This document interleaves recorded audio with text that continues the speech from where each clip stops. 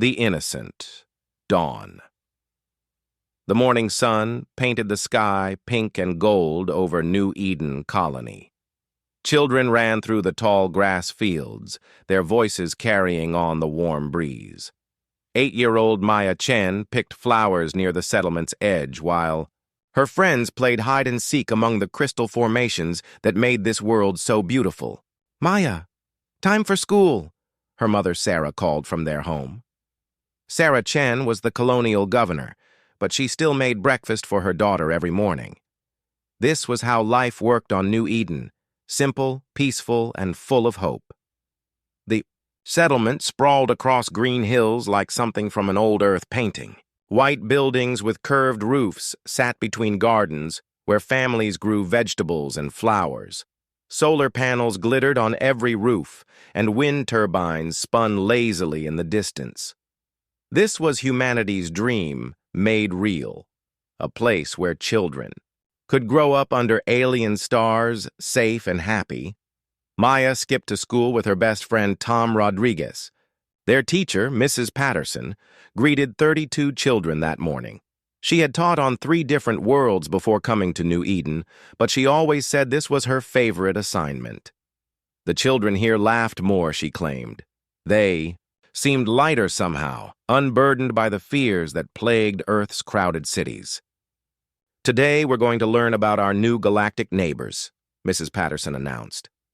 She activated the classroom's holographic display, showing images of the 12 species that made up the Galactic Council. Strange beings with too many eyes, creatures that looked like walking trees, and tall, elegant forms that seemed to flow rather than walk. "Will we get to meet them?" asked Tom, his eyes wide with wonder. "Very soon," Mrs. Patterson smiled. "Tomorrow, actually. They're coming to welcome us into their community." Governor Sarah Chen stood in New Eden's small spaceport, watching technicians prepare for humanity's greatest moment. The Galactic Council had found them only 6 months ago, detecting their radio signals from this distant colony. First contact had been everything humanity had dreamed: peaceful, hopeful, full of promise. The Council's message had been simple and reassuring. They were an ancient alliance of civilized species who maintained peace across this section of the galaxy. They had watched younger races before, guiding them carefully into galactic society. Humanity, they said, showed great potential. With proper guidance, humans could join their ranks as junior members of something magnificent. Sarah's assistant, David Park, handed her a tablet showing the final preparations. "Everything's ready, Governor. The ceremony will begin when their ship arrives tomorrow morning. The children's choir has been practicing for weeks." Sarah nodded, her heart full of pride. New Eden would be remembered as the place where humanity took its first real steps among the stars. Her daughter Maya would grow up in a galaxy full of friends and wonders beyond imagination. That evening, families gathered in the main square for a celebration feast. Children ran between tables while adults shared stories and dreams about their galactic future. Old Man Williams played his guitar while families danced under the alien constellations that New Eden's children had learned to call home. Dr. Marcus Torres sat with his wife Elena, watching their twin boys chase firefly-like creatures that glowed in New Eden's twilight. Marcus studied alien biology, and he was fascinated by how Earth life had adapted to this world. The boys, 7 years old and fearless, had befriended creatures that would have amazed scientists back on Earth. "Do you think they'll let us keep studying the local ecosystem?" Elena asked. She was a geologist who had mapped every mountain and valley on New Eden's main continent. "I'm sure they will," Marcus replied. "They seem to appreciate curiosity. That's what they told us in their messages, that questioning minds are valued in their society." Captain Elena Vasquez, commander of New Eden's small defense force, sat at the edge of the celebration with her daughter Rosa. At 12, Rosa was old enough to understand the significance of tomorrow's ceremony. She peppered her mother with questions about space travel and alien cultures. "Will we get to visit their worlds?" Rosa asked, her dark eyes bright with excitement. "Maybe someday," Elena replied. She was a career military officer, trained to see threats everywhere, but even she felt hopeful about tomorrow. The Council had approached humanity with respect and kindness. Their ships had arrived with gifts rather than weapons. Their messages spoke of cooperation and mutual benefit. The night air filled with children's laughter as families began heading home. Parents tucked their little ones into beds, telling stories about the wonders they might see when the visitors arrived. On New Eden, bedtime stories were about real aliens coming to be friends, not monsters hiding in closets. Maya Chen fell asleep clutching a drawing she had made of herself shaking hands with a tall, graceful alien. Her mother Sarah sat by her bedside for a moment, watching her daughter's peaceful face in the soft lamplight. Tomorrow would change everything for humanity, and Sarah felt honored that her colony would be the bridge between humanity and the stars. In his laboratory, Dr. Torres made final notes about New Eden's unique ecosystem. He had prepared detailed reports to share with Council scientists, hoping to contribute to galactic knowledge. His data cores contained years of careful research about how Earth plants and animals had thrived in this alien soil. Across the settlement, 37 families settled down for their last night as humanity's distant outpost. Tomorrow they would become humanity's first galactic citizens. Children dreamed of alien friends and starships. Adults imagined the technologies and knowledge that awaited them. Everyone felt chosen, special, part of something greater than themselves. The Council ship waited in hyperspace, just beyond New Eden's detection range. Admiral Kirak of the Zinthari hegemony reviewed his mission orders one final time. The target was a small human colony, approximately 50,000 inhabitants, with a high concentration of juveniles. Intelligence suggested this population would serve as an excellent example for the rest of humanity. Kirak's species had served the Council for 3,000 years. They understood the delicate balance required to maintain galactic order. Young species were dangerous. Their rapid development and unpredictable nature threatened the careful stability the Council had built. But they could be managed if handled correctly at the crucial moment. The humans had to learn their place before they grew too confident, before they started thinking they were equal partners rather than subjects. The Council had made this mistake before with other species, and the results had been unfortunate for everyone involved. Tomorrow would teach humanity a lesson they would never forget. The survivors would carry that lesson back to Earth, and human expansion would proceed under proper supervision. It was cruel but necessary, the price of galactic peace. As New Eden's twin moons rose over the sleeping colony, Admiral Kirak gave the order to begin the final approach. His fleet of 12 ships moved silently through space toward the unsuspecting human settlement. In 8 hours, the mission would be complete, and the galaxy would be safe from another potential threat. The children of New Eden slept peacefully under alien stars, dreaming of tomorrow's wonders. They had no way of knowing that their dreams would soon become nightmares, and that their laughter would echo across the galaxy as humanity's call to war. The Purge. The attack began at dawn. Maya Chen was eating breakfast when the first explosions shook her house. The windows rattled and her glass of orange juice spilled across the table. Her mother Sarah dropped her coffee mug and ran to the window, looking up at the sky with confusion and growing fear. 12 dark ships hung above New Eden like storm clouds. They were massive, each one larger than the entire human settlement below. Strange symbols glowed on their hulls, and weapon ports opened like hungry mouths. These were not the peaceful vessels humanity had expected. "Maya, get under the table," Sarah ordered, her voice sharp with panic. She grabbed her emergency communicator, trying to contact Earth or any other human colony. Static filled the speakers. The aliens were jamming all signals. The first beam struck New Eden Elementary School.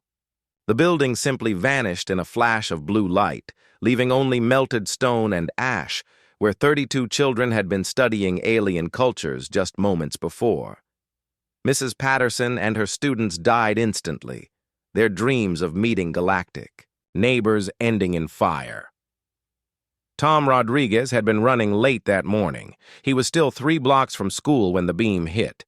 The shockwave threw him to the ground, and when he looked up, his school was gone. He started screaming for his friends, but no one answered. No one ever would again. Admiral Karak watched the destruction from his command ship's bridge. His tactical officer reported target elimination with cold efficiency. Schools, playgrounds, youth centers, every building where human juveniles gathered became a priority target. This was not random violence. This was precise, calculated terror. "Sir, we're detecting human military movement," the tactical officer reported. "Small patrol craft attempting to reach orbit." "Destroy them," Karak ordered without emotion. "Leave no one capable of organized resistance." Captain Elena Vasquez had been in the settlement's tiny command center when the attack began. She watched her 3 patrol ships die in seconds, cut apart by alien weapons that turned metal into glowing vapor. Her entire defense force consisted of 12 soldiers and some mining equipment converted for security use. Against 12 Council warships, they were less than insects. But Elena was still a soldier. She grabbed her rifle and ran toward the school, hoping to save whoever she could. She found only crater and burning debris. Her own daughter, Rosa, should have been there for a special assembly about the alien visit. Elena fell to her knees in the ash, realizing she would never see her child smile again. Dr. Marcus Torres was in his laboratory when the attack started. His first thought was to protect his research, but then he remembered his twin boys. They were at the youth center, participating in an art program designed to create gifts for the visiting aliens. Marcus ran through streets filled with smoke and screaming, dodging falling debris from the ongoing bombardment. He reached the youth center just as another beam struck. The building collapsed in slow motion, and Marcus watched his sons disappear under tons of burning metal and stone. He dug through the rubble with his bare hands until the skin peeled away, but found only small bodies crushed beyond recognition. The aliens used special weapons designed to maximize suffering. Their energy beams didn't kill instantly. Instead, they caused terrible burns that took hours to kill their victims. Children who survived the initial strikes lay in the ruins, crying for parents who were already dead or dying themselves. Governor Sarah Chen tried to organize evacuation efforts, but there was nowhere to run. The alien ships covered every exit from the settlement. Their weapons struck methodically. First the schools, then the homes where children lived, then the medical centers where the wounded might find help. This was systematic extermination. Sarah found her daughter Maya hiding under their kitchen table, just as she had ordered. The little girl was crying, but unhurt. Sarah held her close, knowing that safety was an illusion now. The aliens clearly wanted to kill every human child on New Eden, and they had the power to do it. "Mommy, why are they hurting us?" Maya asked through her tears. "I thought they were going to be our friends." Sarah had no answer. She held her daughter and listened to the sounds of her world ending. Buildings collapsed. People screamed. And overhead, the alien ships continued their patient work of murder. Admiral Kirak monitored the operation's progress with satisfaction. 60% of the human juveniles were confirmed eliminated. Adult casualties were significant, but secondary to the mission objectives. The psychological impact would be devastating, exactly as intended. "Sir, should we target the remaining civilian shelters?" his weapons officer asked. "Not yet," Karak replied. "We need survivors to carry the message back to Earth, but ensure no military personnel escape and no children." Dr. Torres stumbled through the burning settlement, his research tablet still functioning despite the chaos. Some instinct made him record everything: the burning schools, the crushed playgrounds, the small bodies in the rubble. His scientific mind cataloged the horror even as his heart broke. He found other survivors gathering in an old mining tunnel outside the main settlement. About 40 adults had made it to safety, but only 3 children remained alive. 3 out of nearly 8,000. The numbers made no sense. This wasn't war. This was something far worse. Captain Elena Vasquez arrived at the tunnel carrying a wounded civilian. Her face was covered with ash and blood, and her eyes held a terrible emptiness. She had lost everything that mattered to her in a single morning. But she was still a soldier, and soldiers had duties even when their world ended. "They're jamming all communications," she reported to the other survivors. "But I managed to launch an automated probe before they destroyed our transmitters. It has a hyperspace beacon. If it reaches human space, Earth will know what happened here." The bombardment continued for 6 hours. When it finally stopped, New Eden looked like the surface of a dead moon. The green hills were black craters. The crystal formations had melted into twisted glass. The homes where families had shared meals. And stories were piles of rubble under alien skies. Admiral Karak reviewed the final casualty reports. 97% of human juveniles eliminated. Adult survival rate 18%. Mission parameters exceeded. The few survivors would carry tales of council power back to Earth, ensuring proper submission when formal contact was reestablished. Deploy. "The pacification teams," Karak ordered. "Begin stage 2 of the operation." Ground forces descended from the council ships. They moved through the ruins with scientific precision, documenting the destruction and eliminating any remaining humans they found. Their weapons were designed for close work, energy blades that cut cleanly through flesh and bone. Dr. Torres watched from the tunnel entrance as alien soldiers methodically searched the rubble. When they found survivors, even wounded children, they killed them quickly and efficiently. This wasn't cruelty. It was policy. The Council had decided that human children represented a threat to galactic stability, and they were removing that threat permanently. One alien soldier found 7-year-old Jenny Martinez hiding in the basement of her collapsed home. Jenny was badly hurt, but still alive, calling weakly for her mother. The soldier raised his weapon without hesitation. Dr. Torres turned away, but he could not shut out the sound. As night fell over the ruins of New Eden, the Council forces completed their work. They erected monitoring stations to observe the remaining survivors, then returned to their ships. Admiral Karak was satisfied with the operation's success. Humanity would receive the message clearly: submit to Council authority or watch their children burn. The 43 survivors huddled in their tunnel, listening to the alien ships depart. They had witnessed the murder of nearly 50,000 people, most of them children.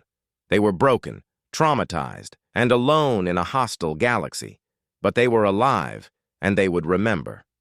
Dr. Torres clutched his data tablet, which contained recordings of the day's horrors.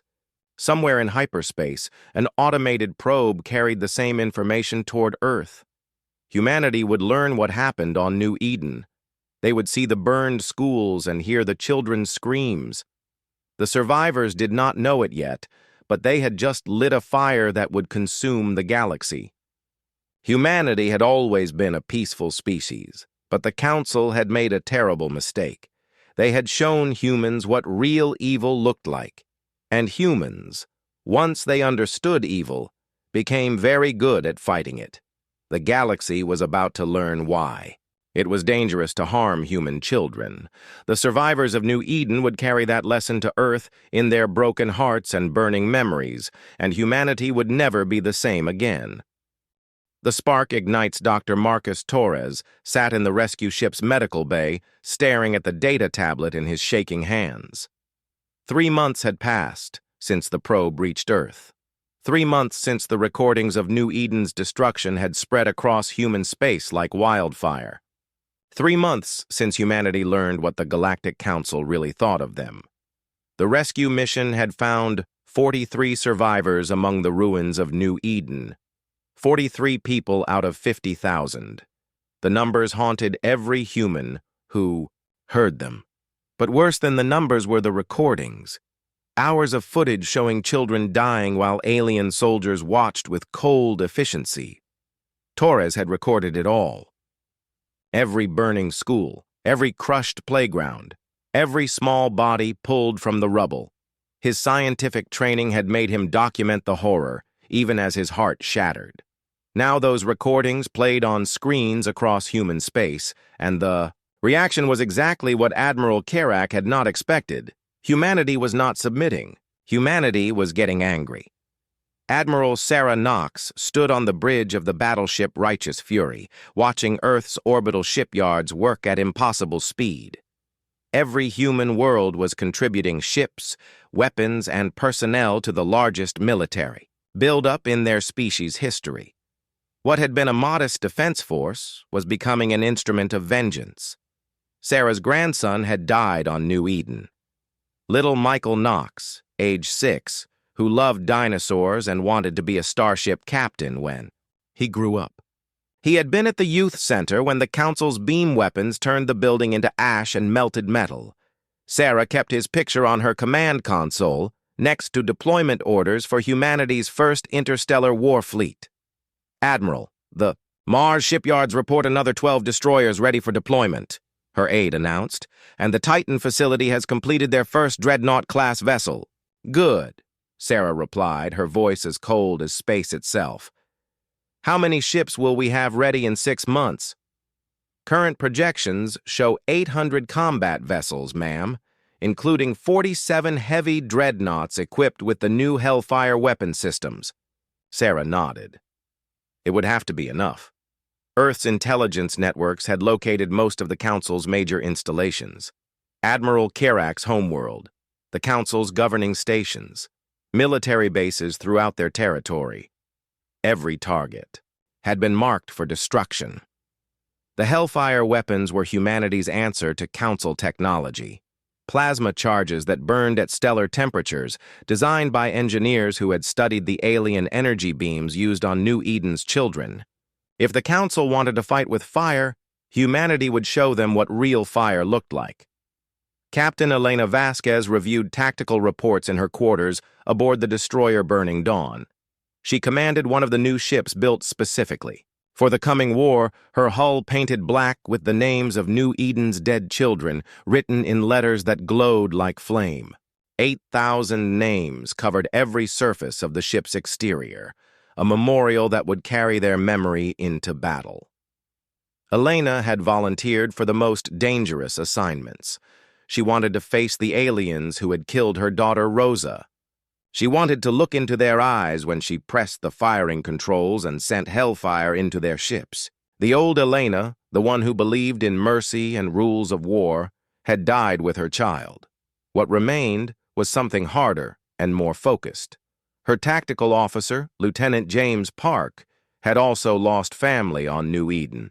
His nephew and niece had been in Mrs. Patterson's classroom when the first beam struck. Now he spent his days planning attack routes and weapon deployments with the cold precision of a surgeon removing cancer. Captain, we've received new intelligence on the Zinthari hegemony's fleet dispositions, Park reported. Admiral Kerak's flagship is currently stationed at Korvath Prime, their main naval base. How many ships are defending it? Elena asked. 347 vessels, including their newest battleships. It's one of the most heavily defended positions in Council space. Elena smiled without humor. Perfect. The harder the target, the louder the message we send. Across human space, similar conversations were taking place. Earth's colonies had answered the call with unprecedented unity.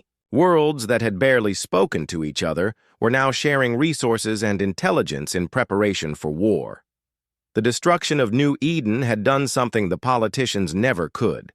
It had turned humanity into a single, focused weapon, pointed at the Council's heart. Dr. Torres worked in a military research facility on Luna, developing biological weapons based on his studies of Council physiology. The aliens had used bioweapons on New Eden's children, slow-acting toxins designed To maximize suffering, Torres was returning the favor, creating viruses that would specifically target council species while leaving humans unharmed. His wife, Elena, had left him after seeing what he was working on. She could not understand how the gentle scientist she married had become someone who designed plagues in the name of vengeance. But Torres remembered his twin boys, remembered digging through rubble looking for pieces of children who would never grow up. His conscience was a luxury he could no longer afford. The first human strike force launched 6 months after New Eden's destruction. 12 ships under Captain Elena Vasquez's command, targeting a council listening post in the Kepler system. It was meant to be a minor raid, a test of human weapons against alien defenses. It became something much more significant. The council forces at Kepler Station expected an easy victory. Humans were a primitive species with limited technology and no experience in interstellar warfare. Their intelligence reports suggested the attack would be easily repelled, teaching humanity another lesson about challenging their betters. They were catastrophically wrong. Elena's ships emerged from hyperspace like hunting wolves.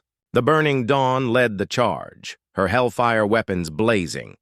Council ships exploded like paper in a furnace as plasma charges designed from stellar fusion technology tore through their hulls. In 30 minutes, the entire Council squadron was destroyed without inflicting a single casualty on the human force. "Sir, we're receiving surrender signals from the station," Lieutenant Park reported. "Ignore them," Elena ordered. "No prisoners, no mercy. Fire all weapons." Kepler Station died in fire, its wreckage broadcasting emergency signals across Council. Space. But the most terrifying part of the attack was not the destruction itself. It was how efficiently the humans had accomplished it. This was not the desperate flailing of a primitive species.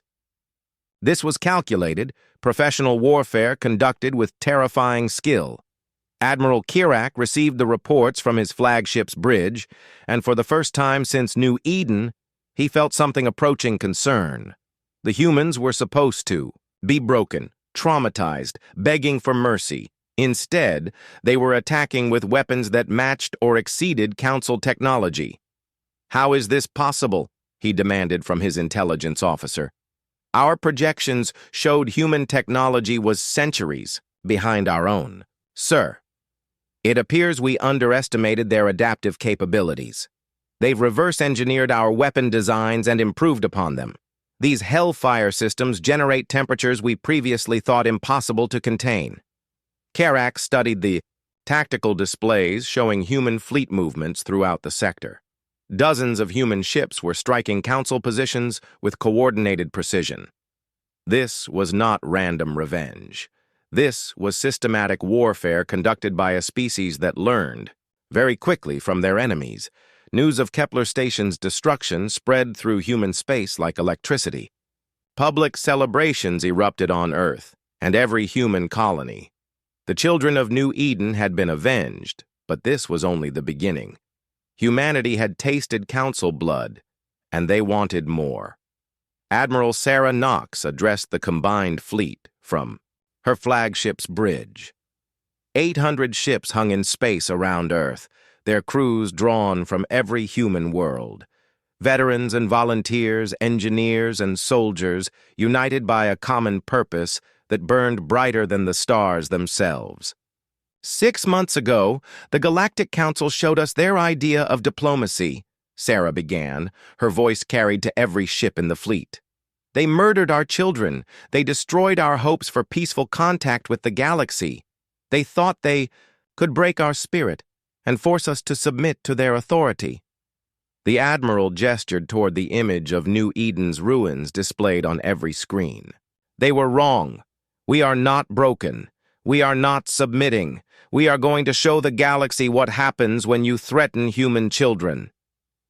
The fleet began moving toward the hyperspace jump point. 800 ships carrying humanity's fury toward the heart of Council space.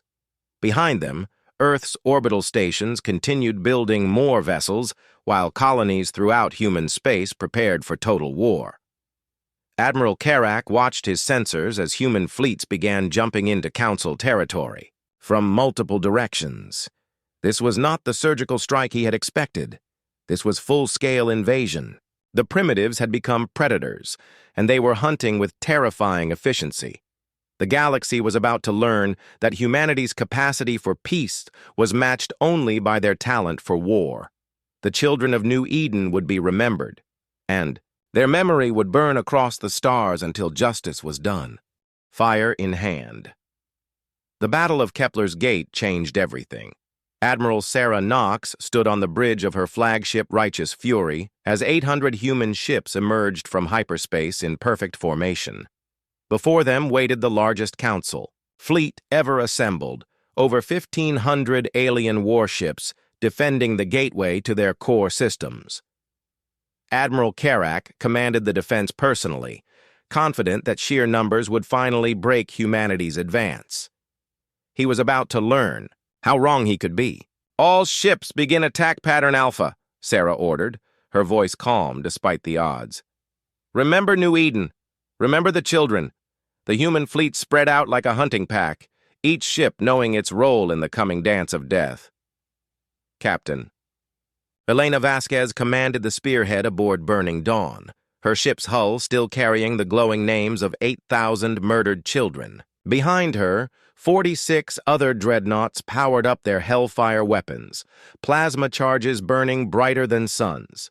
The Council fleet moved to intercept with standard tactics, tight formations designed to concentrate firepower and minimize casualties.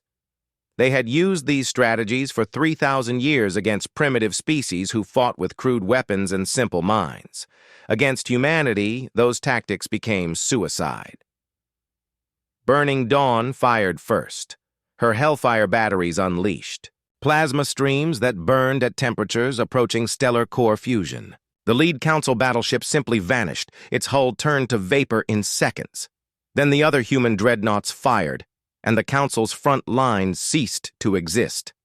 "Impossible," Admiral Karak whispered from his command ship. "No species developed such weapons so quickly." His tactical officer was studying sensor readings with growing panic. "Sir, their plasma temperature is 40% higher than our maximum theoretical projections, and they're coordinating fleet movements with precision we've never seen from any species."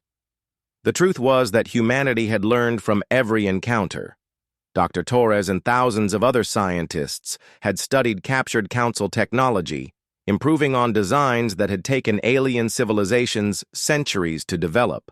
Human engineers worked with desperate innovation, driven by images of burning schools and murdered children. But technology was only part of the equation. The real difference was in how humans fought. Council species waged war for territory, resources, or political advantage.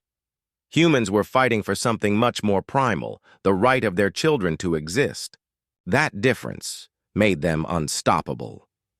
Captain Elena Vasquez led her destroyer squadron through the heart of the Council formation like a blade through flesh. Her ships moved with perfect coordination, each vessel covering the others while their hellfire weapons carved through alien hulls. When Council ships tried to surrender, the humans ignored the signals and continued firing. "Captain, 3 Council cruisers are breaking formation and attempting to withdraw," reported Lieutenant Park. "Let them run," Elena replied. "I want survivors to carry word back to their home worlds. I want them to know what happens when you murder human children." The battle raged for 6 hours, but the outcome was decided in the first 30 minutes. Human ships fought with a combination of technological superiority and tactical brilliance that overwhelmed their enemies completely. More importantly, they fought without mercy or hesitation. This was not war as the Council understood it. This was extermination. Admiral Karak watched his fleet die around him with growing horror. His species had served the Council for 3 millennia, believing themselves to be the galaxy's apex predators. Now he understood that they had been nothing more than bullies who had never faced real resistance. The humans fought like forces of nature, implacable, unstoppable, terrible in their focused fury. Sir, we've lost over 60% of our fleet, his communications officer reported. Should we attempt to negotiate? Humans don't negotiate, Kerak replied bitterly. They remember. His flagship shuddered as human weapons found their target. The bridge lights flickered and damage reports flooded in from every section. Around him, his crew worked desperately to keep the ship functional, but they all knew they were going to die. The humans were not taking prisoners. Righteous fury moved through the battle like an avenging angel, her weapon systems firing continuously. Admiral Sarah Knox watched council ships burn with cold satisfaction. Each explosion was justice for her grandson, Michael, for Maya Chen, for all the children who had died screaming in the ruins of New Eden. Admiral, enemy flagship is attempting to withdraw, her tactical officer announced. Pursue and destroy, Sarah ordered. No one leaves this battle alive. The chase lasted 20 minutes. Admiral Kerak's flagship was faster than most human vessels, but not faster than Elena Vasquez in Burning Dawn. The destroyer caught up with the Council command ship just as it reached the edge of the system, her Hellfire weapons charged and ready. This is Captain Elena Vasquez of the destroyer Burning Dawn, she broadcast on all frequencies. You killed my daughter on New Eden. You killed 8,000 children who never hurt anyone. Now you're going to pay for that. Kerak's ship tried to fight, but it was damaged and alone. Burning Dawn's weapons tore through its hull like paper, venting atmosphere and crew into space. The Admiral himself died when plasma fire reached the bridge, his last sight, the name Rosa Vasquez, glowing on his killer's hull. The Battle of Kepler's Gate ended with complete human victory. 1,500 council ships had been reduced to expanding clouds of debris. Not one alien vessel escaped to carry word of the defeat, but the humans made sure the galaxy learned anyway. Admiral Sarah Knox broadcast the battle's final moments across all known communication frequencies. The images showed council ships burning while human vessels moved between them like efficient predators. Most importantly, it showed what happened when species with superior technology and perfect coordination decided that mercy was a luxury they could not afford. This is Admiral Sarah Knox of the Human Combined Fleet, her message began. 6 months ago, the Galactic Council murdered 50,000 civilians on New Eden Colony, including 8,000 children. Today we have begun collecting payment for that debt. This is not war as you understand it. This is justice. The broadcast continued with footage from New Eden. The burned schools, the crushed playgrounds, the small bodies in the rubble. Then, it showed the destruction of Kepler's Gate, where 1,500 council ships had been reduced to nothing by 800 human vessels. We are not interested in your surrender, Sarah's voice continued over images of burning alien ships. We are not interested in your apologies. We are interested in ensuring that no species ever again thinks it can murder human children without consequences. The galaxy has a new lesson to learn. Humanity protects its own. The message ended with a simple statement that sent terror through every council world. We are coming. Captain Elena Vasquez stood in Burning Dawn's observation deck looking out at the debris field that had once been the council's greatest fleet. Her ship's hull still glowed with the names of New Eden's children, but now those names meant something different. They were not just memorials anymore. They were promises. Captain Lieutenant Park joined her at the viewing port. Captain, Admiral Knox is requesting damage reports from all vessels. Casualties? Elena asked. 12 ships damaged, but no human fatalities. The Council never managed to penetrate our defensive formations. Elena nodded. The humans had achieved something unprecedented in galactic warfare, complete tactical victory without losing a single soldier. It was the kind of performance that legends were built on, but Elena felt no pride. Her daughter was still dead. Justice was not the same thing as healing. Dr. Torres monitored the battle from Earth's orbital command center, analyzing tactical, data, and weapon performance. The Hellfire systems had exceeded all projections. and human fleet coordination was proving superior to anything the Council could field. But what impressed him most was the psychological impact. The Council had ruled through fear for thousands of years. They maintained order by convincing younger species that resistance was futile. But humanity had just demonstrated that Council power was an illusion. Their ships could burn, their admirals could die, their empire could fall. More importantly, the humans had shown that they fought differently than other species. Council races waged war for conquest or defense. Humans waged war for memory. They did not fight to win territory or resources. They fought to ensure that their children's deaths meant something. News of Kepler's Gate spread through Council space like a plague. Worlds that had served the Alliance for millennia began questioning their loyalty. If the Council could not protect their own fleets, how could they protect their member worlds?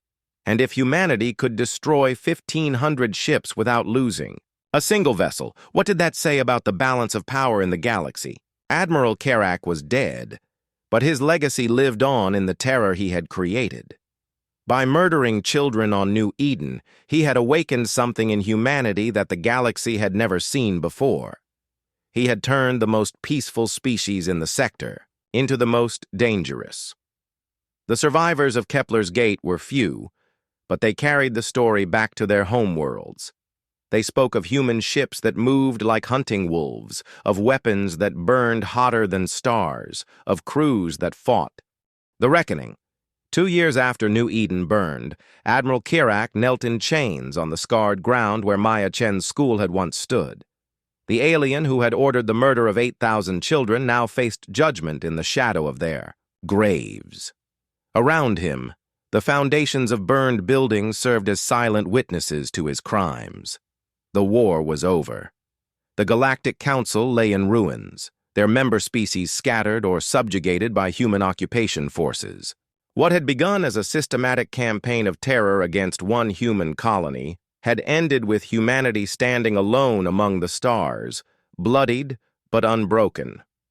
Captain Elena Vasquez stood before the War Crimes Tribunal, her uniform bearing the insignia of the new human compact. She was no longer the broken woman who had lost her daughter Rosa. War had forged her into something harder, a guardian who would ensure that no other parent would feel the pain she had endured. Admiral Kerak of the Zinthari hegemony, she began, reading from the formal charges. You stand accused of crimes against sentient life, specifically the systematic murder of civilian populations and the targeting of non-combatant children. How do you answer these charges? Kerak raised his head, his alien features showing the strain of 2 years as a prisoner. His fleet was gone. His homeworld was under human occupation. His empire had fallen to a species he had dismissed as primitive, but his pride remained intact. I followed council law, he replied through the translation device. The elimination of potential threats is standard policy for maintaining galactic stability. Your species was developing too quickly, becoming too dangerous. We acted to preserve order. Elena felt her anger rise, but kept her voice steady. You murdered children, babies, infants who could barely walk. How are they threats to galactic stability? Children grow into adults, Kerak answered without emotion. Adults build ships and weapons. Your own actions prove the wisdom of our policy. Look what you have become. The alien was right about one thing. Humanity had become something new. The species that had dreamed of peaceful contact with galactic civilization now ruled through military occupation. Human fleets patrolled former council space, and human governors administered conquered worlds. The dream of joining a galactic community had died with the children of New Eden. Dr. Marcus Torres testified about the biological weapons used on the colony. His research had revealed the calculated cruelty behind the attack. Toxins designed to cause maximum suffering, deployment, patterns that specifically targeted areas where children gathered. This had not been warfare. It had been systematic torture of the innocent. The Council's bioweapons were calibrated for psychological impact, Torres explained to the tribunal. They wanted survivors to witness prolonged suffering. They wanted parents to watch their children die slowly in agony. This was terrorism in its purest form. Torres had aged years in the months since New Eden. His hair had gone completely gray, and his hands shook slightly when he spoke about his research.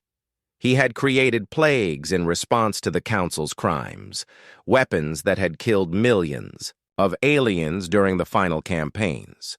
The gentle scientist who had studied alien biology was gone, replaced by someone who understood that some evils required absolute response.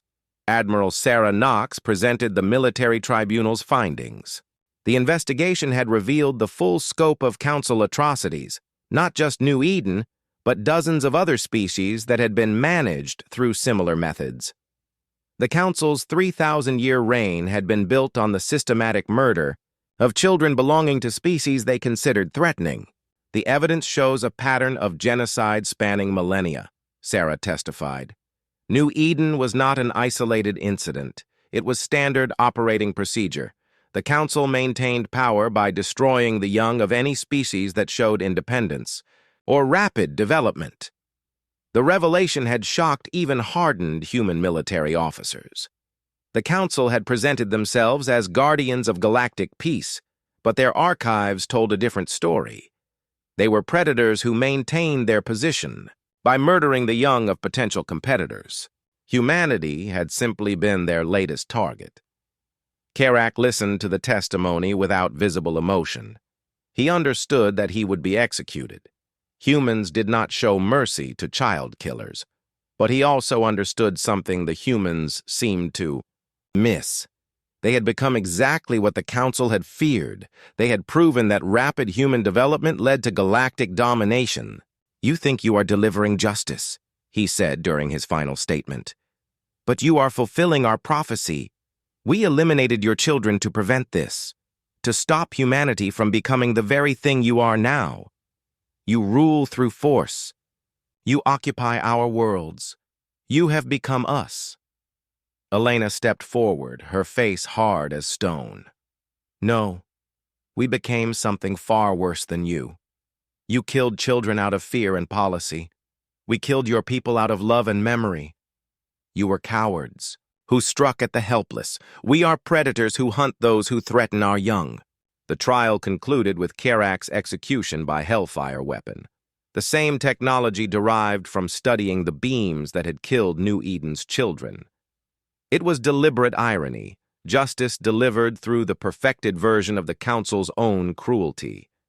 The alien who had ordered the murder of innocents died in fire that burned hotter than stars. But the war's end brought no peace to humanity.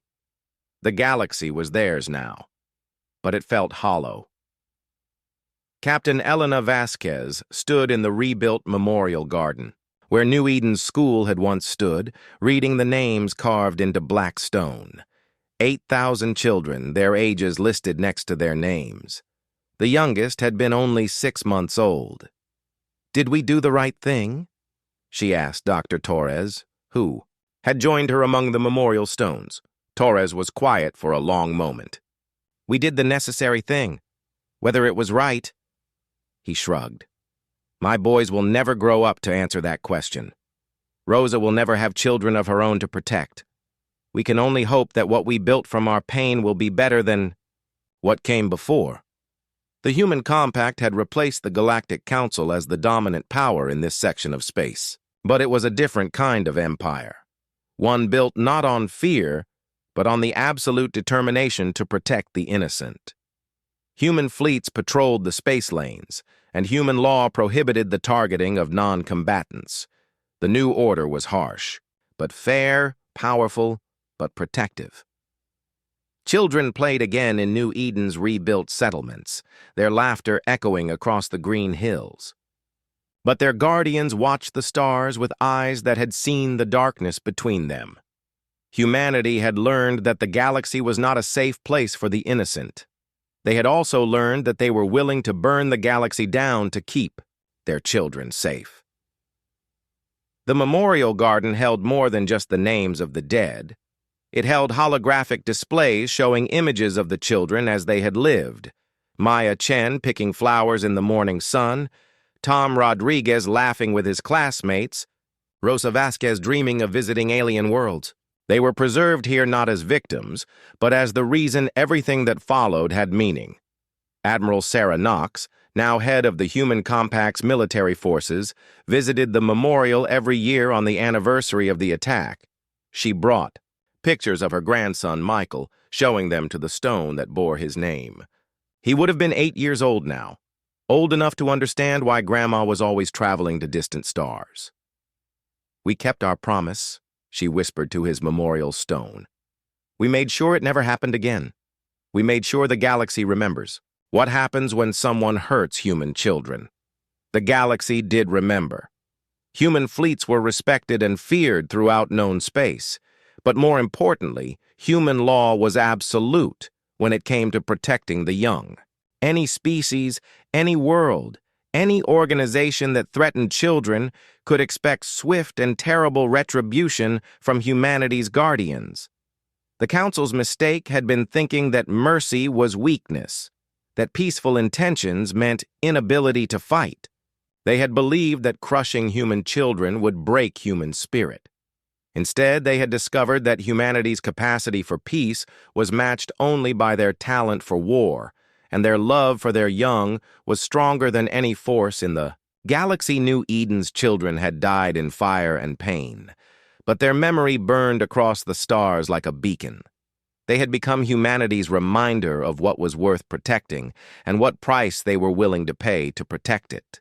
The galaxy was safer for all children because these children had died, and their deaths had awakened something in humanity that would never sleep again.